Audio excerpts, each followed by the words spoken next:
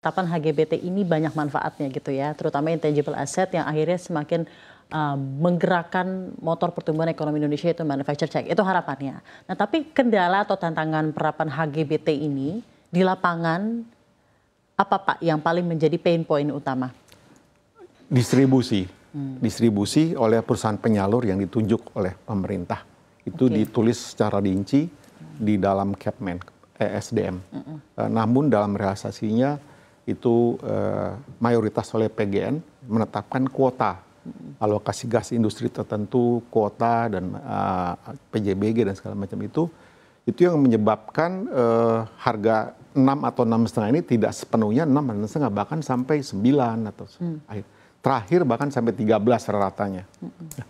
Jadi perlu pengawasan ketat antara angka di Capman dengan realisasi di lapangan oleh setiap perusahaan.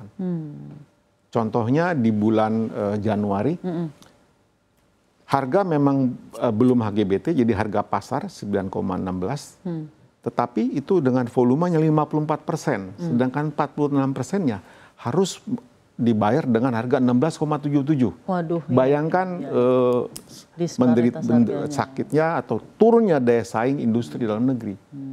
Sehingga kami mendesak. Tapi kan ada kuota juga ya Pak ya untuk penetapan HGBT itu ya Pak ya? Ya, pemerintah sudah menghitung setiap perusahaan mendapatkan kuota atau lokasi di dalam Capman ditulis secara rinci dan itu sudah dikonfirmasi antara setiap perusahaan dengan Kementerian Perindustrian melalui aplikasi SIINAS. Jadi secara rinci dan itu ditetapkan dengan sangat baik dalam Capman SDM.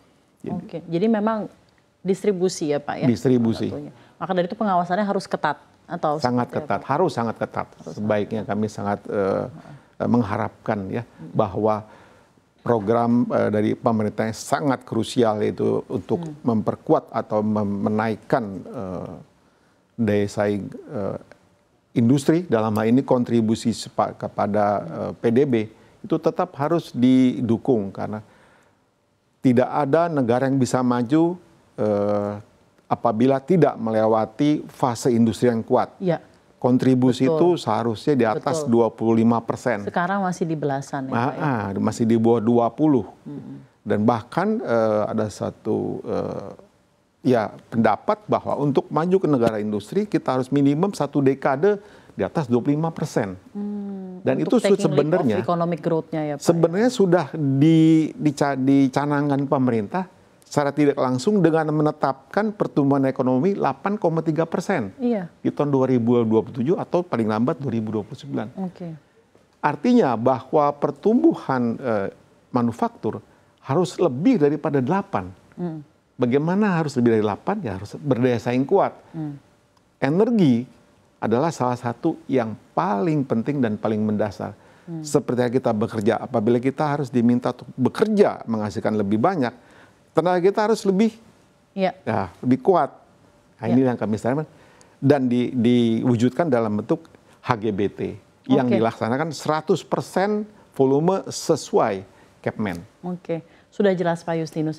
Pak, saya ingin tanyakan lagi sebuah statement yang juga sempat beredar atau bersirkulasi. Apa benar ada beberapa pelaku usaha Pak yang masuk dalam 7 sektor tidak mendapatkan HGBT dengan alasan ekspor ya Pak ya? Bukankah industri yang menggunakan HGBT itu Pak, lalu produknya diekspor itu malah justru mendatangkan penerimaan yang lebih bermanfaat atau lebih besar? Persis dikatakan Safrina bahwa ekspor justru mendatangkan devisa. Ya. Seharusnya memang kita memanfaatkan HGBT itu justru ekspor. Hampir semua industri itu harus ekspor karena memang kapasitas dipasangnya untuk domestik dan untuk ekspor. Dengan ekspor kita akan mendapatkan devisa, kontribusinya seperti itu.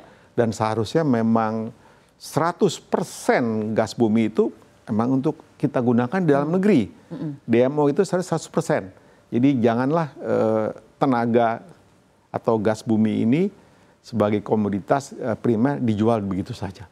Baik. Jangan sampai ya Pak ya. Ya, karena tanpa ekspor kita pasti akan defisit ya.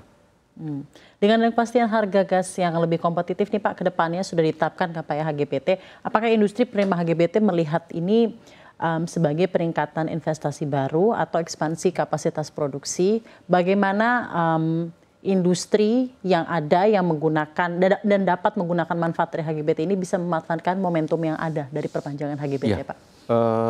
Saat ini akhir tahun lalu sudah contoh di keramik itu sudah masuk sekitar 25T investasi, realisasi dengan tambahan mungkin sekitar 120 juta meter persegi per tahun, ini contoh keramik. Di kaca sudah ada 2 pabrik luar negeri, investasi dari Korea dan dari China, dan sudah mulai. Jadi investasi yang sudah masuk harus dijaga, sehingga mereka tetap percaya bahwa pada saat mereka investasi dengan HGBT seperti sekarang harus tetap dijaga. Apabila tidak dijaga, maka mereka akan kecewa. Berarti investor yang baru pun tidak akan masuk. Ingat bahwa di tengah sangat sulitnya investasi dan ekonomi dunia ini, kita harus bersaing dengan negara lain. Betul. Bagaimana menjaga investasi yang sudah masuk dan juga menarik investasi baru. Ingat kembali lagi bahwa kita ditargetkan mencapai 8,3%. Itu hanya dapat dicapai dengan FDI yang sangat tinggi.